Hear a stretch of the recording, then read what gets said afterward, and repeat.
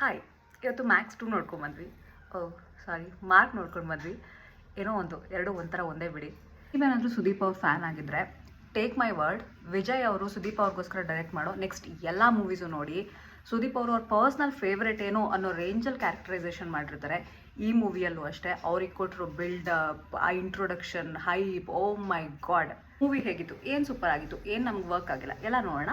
ಅದಕ್ಕೂ ಮುಂಚೆ ನೀವೇನಾದರೂ ನನ್ನ ಚಾನಲ್ಗೆ ಹೊಸಬರಾಗಿದ್ದರೆ ಪ್ಲೀಸ್ ಸಬ್ಸ್ಕ್ರೈಬ್ ಮಾಡಿ, ಸಪೋರ್ಟ್ ಮಾಡಿ. ಮೂವಿ ಪ್ಲಾಟ್ ನಮ್ಗೆ ಆಲ್ರೆಡಿ ಗೊತ್ತಿರೋ ಹಾಗೆ 18 ಮಕ್ಕಳು ಕಳ್ವಾಗಿರ್ತಾರೆ. ಈ ಮುಂಚೆನೂ ಈ ಥರ ಇನ್ಸಿಡೆಂಟ್ಸ್ ತುಂಬ ಆಗಿರುತ್ತೆ.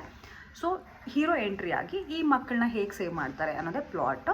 ಆ್ಯಂಡ್ ಈ 18 ಮಕ್ಕಳಲ್ಲಿ ಒಂದು ಮಗು ಸುದೀಪ್ ಅವ್ರಿಗೆ ಪರ್ಸ್ನಲ್ ಕನೆಕ್ಷನ್ ಕೂಡ ಇರುತ್ತೆ. ಇದು ಒಂದು ಥ್ರಿಲ್ಲರ್. ಸೊ ಅದಕ್ಕೆ ತಕ್ಕಂತೆ ಸೀನ್ಸ್ನ ಕನೆಕ್ಟ್ ಮಾಡಿ ಸ್ಟೋರಿನ ಒಳ್ಳೆ ಇಂಟೆನ್ಸಿಟಿಯಲ್ಲಿ ಬಿಲ್ಡ್ ಮಾಡಿದ್ದಾರೆ. ಫಸ್ಟ್ ಹಾಫ್ ಚೆನ್ನಾಗಿತ್ತು, ಸೆಕೆಂಡ್ ಹಾಫ್ ಸಖತ್ತಾಗಿತ್ತು, ಕ್ಲೈಮ್ಯಾಕ್ಸ್ ಇನ್ನೂ ಸೂಪರ್ ಆಗಿತ್ತು. ಸುದೀಪ್ ಅವ್ರಿಗೆ ಒಳ್ಳೆ ಮಾಸ್ ಇಂಟ್ರೊಡಕ್ಷನ್ ಕೊಟ್ಟಿದ್ದಾರೆ. ಆ BGM, ಆ ಖಡಕ್ ಆ್ಯಟಿಟ್ಯೂಡ್, ಸುತ್ತ ಇರೋರು ಅವ್ರಿಗೆ ಕೊಡೋ ಹೈಪ್ ಎಲ್ಲ ಸಖತ್ತಾಗಿತ್ತು. ಆ್ಯಂಡ್ ನವೀನ್ ಚಂದ್ರ ಅವರು ಕೂಡ ಕ್ಯಾರೆಕ್ಟರ್ ಸಖತ್ ಅಲ್ಟಿಮೇಟ್ ಆಗಿ ಸಖತ್ತಾಗಿ ಜಸ್ಟಿಸ್ ಕೊಟ್ಟಿದ್ದಾರೆ ಆ ಕ್ಯಾರೆಕ್ಟರ್ಗೆ. ಎಲ್ಲರ ಆ್ಯಕ್ಟಿಂಗ್ ಚೆನ್ನಾಗಿತ್ತು. ಬಟ್ ಹೀರೋಯಿನ್ ಕ್ಯಾರೆಕ್ಟರ್ ಮತ್ತು ಇನ್ನಿತರ ಕ್ಯಾರೆಕ್ಟರ್ಗೆ ಸ್ಟೋರಿಯಲ್ಲಿ ಇಂಪಾರ್ಟೆನ್ಸ್ ಇದ್ರೂ ನಮಗೆ ಆ ಇಂಪಾರ್ಟೆನ್ಸ್ ಫೀಲ್ ಆಗಲ್ಲ. ತುಂಬ ಜನ ತುಂಬ ಕ್ಯಾರೆಕ್ಟರ್ಸ್ನ ಇದು ಒಂದಿರಲಿ ಅನ್ನೋ ಥರ ಹಾಕ್ದಂಗಿತ್ತು ಮಧ್ಯ. ಅದು ನನಗೆ ಪರ್ಸ್ನಲಿ ಫೀಲ್ ಆಯಿತು.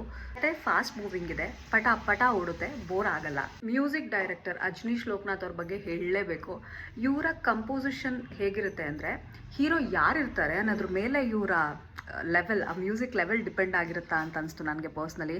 ಬಿಕಾಸ್ ಸುದೀಪ್ ಅವ್ರು ಯಾವಾಗಲೂ ಒಳ್ಳೆ ಸಾಂಗ್ಸು, ಖಡಕ್ BGMಸು ಸಖತ್ತಾಗಿ ಕೊಟ್ಟಿರ್ತಾರೆ. ಸಾಂಗ್ಸಲ್ಲಿರೋ ಜೋಶ್ ಡೆಫಿನೆಟ್ಲಿ ಥಿಯೇಟರ್ಸಲ್ಲಿ ಒಳ್ಳೆ ಝೂಮ್ ಕೊಡ್ತು.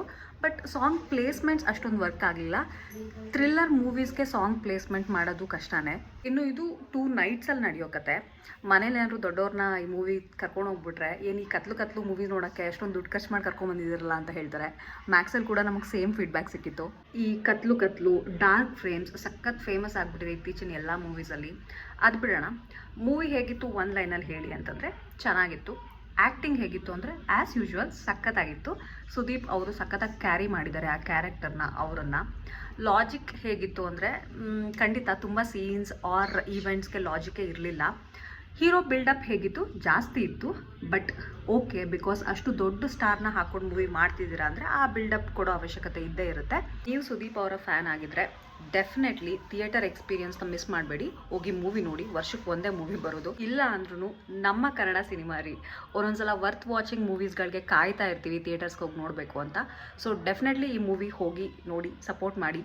Thank you so much for watching. Subscribe ಮಾಡೋದು ಮರಿಬೇಡಿ.